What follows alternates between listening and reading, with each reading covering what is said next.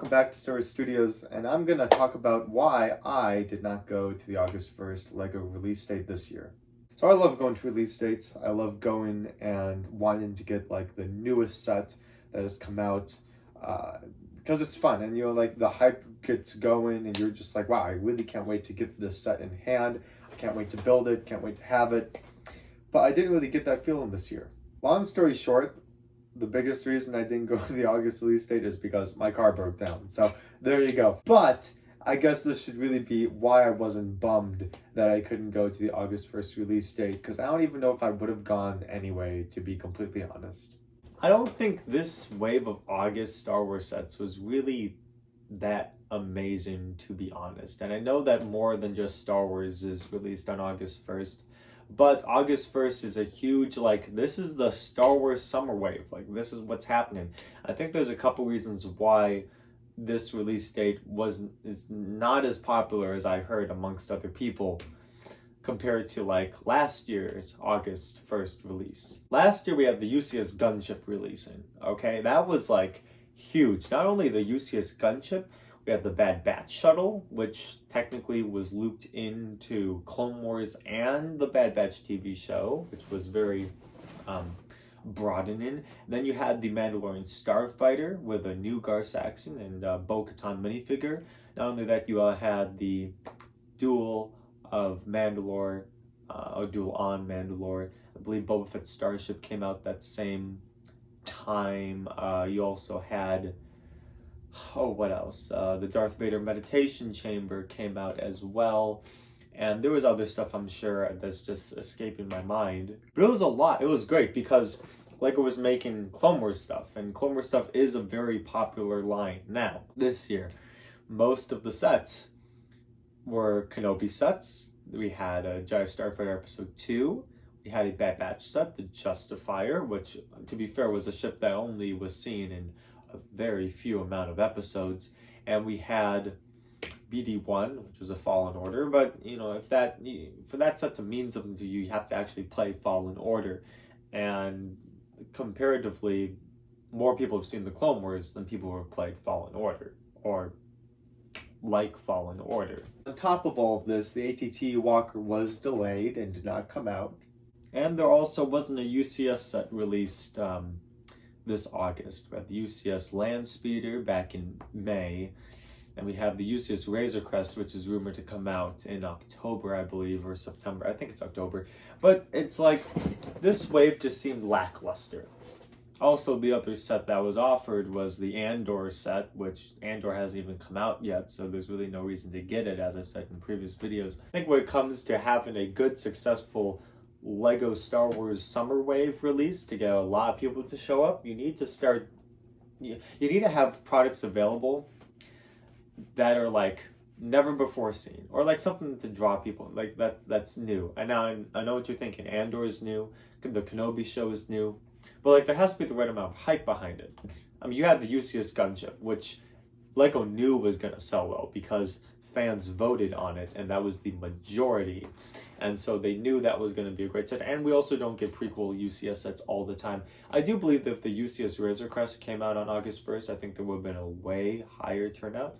And especially if the LEGO ATT Walker came out August 1st, there would have been a way higher turnout. But I really think those two things not being part of the wave kind of just turned the excitement down, to be completely honest. Because from everyone I've really talked to, I haven't really heard of anyone say wow, I can't wait for the August 1st wave. It's been yeah, I'm excited. I'm not going to wake up super early to go to it though. It's not worth it.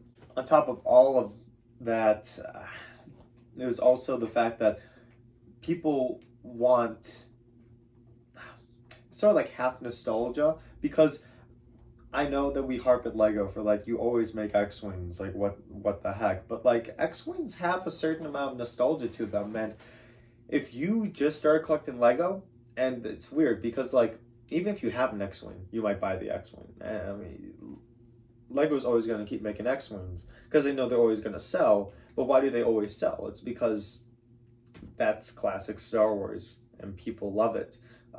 People don't have a innate love for the Kenobi show yet. I don't think it's aged yet. I mean, it's amazing. I think it's one of the best things Disney has produced from Star Wars in the amount of years that they've owned it. I feel like Rebels has a very high chance. Actually, that would be a good video to make. What is the best things that Disney has produced when it comes to them owning Star Wars? Mandalorian and one Starfighter. That's a great selling set. I just think that Lego ruined the hype, but that was great because we've already had 2 seasons of Mandalorian, so it's had time to age properly, and it came out in the first season of the Book of Boba Fett, which was coattailing off of the Mandalorian show. So that had time to age, and that's a set that a lot of people wanted to get. I just feel like for a wave to be really well received, you should have something from the original trilogy in it that's done really well. I have the Tantive 4, and this set was just like it was just done really well. This is such a good looking set, and it's from the original trilogy, and so like everyone knows about it, and it's like the first ship you see in Star Wars. It is the first ship you see in Star Wars, actually. So it has that also iconic value to it as well. All I'm saying is that I don't know the numbers for the sales of the Kenobi sets. I think probably the most popular sets will be the Obi-Wan Jedi Starfighter, the AT-AT Walker when it eventually comes out, and the Sith Inquisitor Scythe Transport, because of the minifigs, not because of the ship.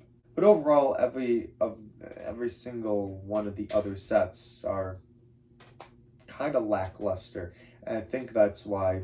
Well, I know that's why I wasn't bummed about missing out on the August 1st release, and I also know that's why a lot of other people didn't go in general to the August 1st release. I feel like Lego put all their eggs in the new release basket. You know, the Justifier, Bad Batch just happened, Fallen Order, first time they ever did it, Kenobi show just came out, Andor show is coming out, and the only sets we have from the original trilogy is the Obi-Wan Jedi Starfighter, and technically the AT-AT, even though that set really does feel like just a Clone Wars set. That set to me doesn't even feel like Episode 3.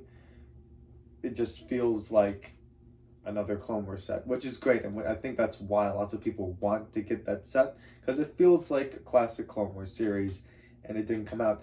So I think Lego put all their eggs in one basket of, like, you know, sets that we've never done before, you know, sets we don't know if people will actually want or like, and from shows that haven't aged at all, and it was risky. I'd be very interested to see what the international numbers were for sales and stuff for this August 1st wave, but if I had to make a prediction, it's definitely going to be worse than last year's and worse than 2 years before. Anyway, that's just my take, though, on this August wave, and that's my reason why I didn't go. Well, the reason why I wasn't bummed that I couldn't go. So there we are. That's Sawyer Studios. Like and comment and subscribe for more Lego takes such as these, and I will see you all in the next video. Peace out.